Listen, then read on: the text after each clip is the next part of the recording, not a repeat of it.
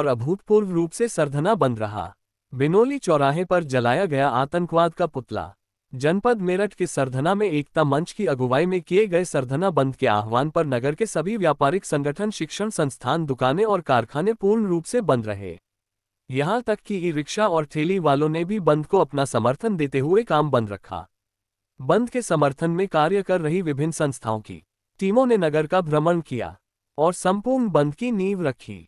रामलीला मैदान में एकत्रित हुए सभी धर्मों, जातियों और संगठनों के लोगों ने एक सभा की, जिसमें पहलगाम में आतंकवादियों द्वारा हुए हमले की कड़ी निंदा की गई तथा सरकार से कठोर कदम उठाए जाने की मांग की। सभा में पहुंचे नगर वासियों को वक्ताओं ने संबोधित किया। सभी वक्ताओं ने घटना पर रोष जताया और घटना पर दुख व्यक्त किया।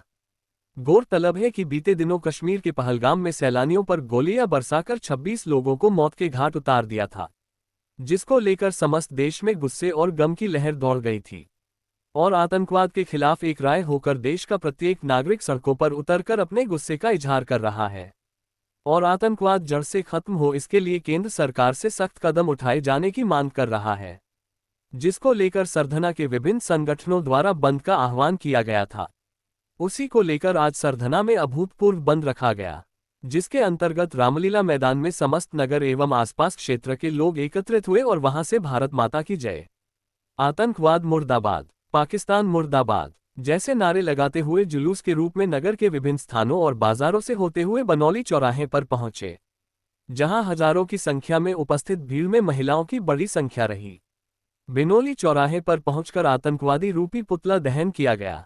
पुतला दहन के बाद सभी लोग वापस अशोक स्तंभ मार्केट में आए और एक सभा का आयोजन किया। सभा में विभिन्न वक्ताओं ने अपनी अपनी बात रखी और आतंकवाद और आतंकवादियों के खिलाफ केंद्र सरकार से सख्त कार्रवाई करने की मांग की।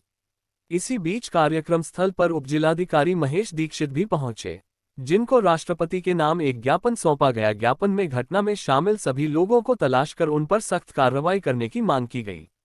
उप जिलाधिकारी ने दिए गए ज्ञापन को तुरंत ही राष्ट्रपति तक भेजने का आश्वासन वहां मौजूद लोगों को दिया। आपको बता दें कि आज के सरधना बंद के अवसर पर हिंदू और मुस्लिम एकता की अद्भुत मिसाल देखने को मिली, जहां पर सभी ने एक राय होकर आतंकवाद के खिलाफ कंधे से कंधा मिलाकर लड़ने की बात कही। मुस्लिम वक्ताओं ने कहा कि इस्लाम में आतंकवाद की कोई जगह नहीं है और आतंकवादी का कोई धर्म नहीं होता। सभा में लोगों ने अपने विचार व्यक्त करते हुए अनेक बिंदुओं पर सरकार से प्रश्न भी किए और उनके निराकरण की मांग भी उठाए। सरधना बंद में सपा, बसपा, एआईएमआईएम एवं भाजपा के सभी नेता, व्यापार मंडलों के अध्यक्ष, उनके महामंत्री और कार्यकर्ता, ड्रग एवं केमिस्ट एसोसिएशन, विद्यालय प्रबंधक संघ, farming and dairy association, Sarafa market, bedsheet संगठन, किराना मर्चेंट एसोसिएशन के प्रतिनिधियों के साथ बड़ी संख्या में सभी धर्म के लोग सम्मिलित हुए। इस मौके पर संयुक्त व्यापार मंडल युवा संगठन की ओर से बंद का समर्थन करते हुए कहा गया कि यह बंद आतंकवाद के खिलाफ पूरे देश की एकजुटता का प्रतीक है।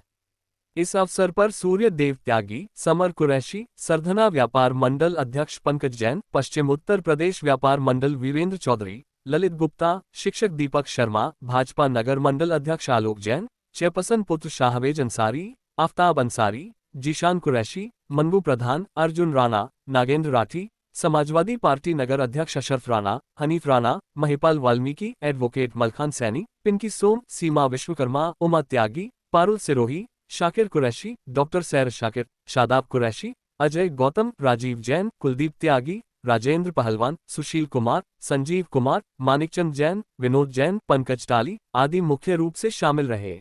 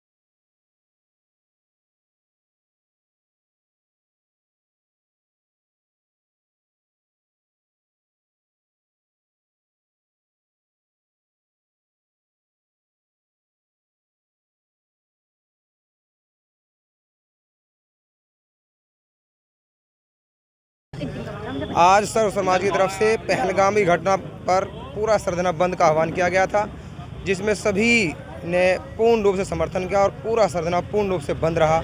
समाजवादी पार्टी की तरफ से मैं अशरफ राणा इस पूर्ण समर्थन में भी हम साथ रहे और पूरी तरह से सरधना बंद है और उस घटना की हम कड़ी निंदा करते हैं और बंद करके हमने इसका जो है समर्थन किया कि हम आतंकवादियों के विरुद्ध कड़ी से कड़ी कार्रवाई की भी अपनी सरकार से मांग करते हैं कि उनके खिलाफ जल्द से जल्द उनके साथ खिलाफ कड़ी कार्रवाई की जाए। आज अशोक की लाट पर बहुत सारे लोग इकट्ठा हुए और सभी लोग ये वे लोग थे जो अपना धर्म, अपनी जाति, अपने मज़हब, अपनी पार्टी, अपना व्यापार, अपना पंथ, अपना धर्म छोड़कर यहाँ इकट्ठा हुए थे। और ये सभी वे लोग थे जो संदेश देना चाहते हैं कि अगर हम पे कोई विपत्ति आती है, कोई दुख भरा क्षण आता है, तो उस क्षण में हम सभी एक हैं। हमारी एकता और हमारी अखंडता इसी तरह कायम रहेगी।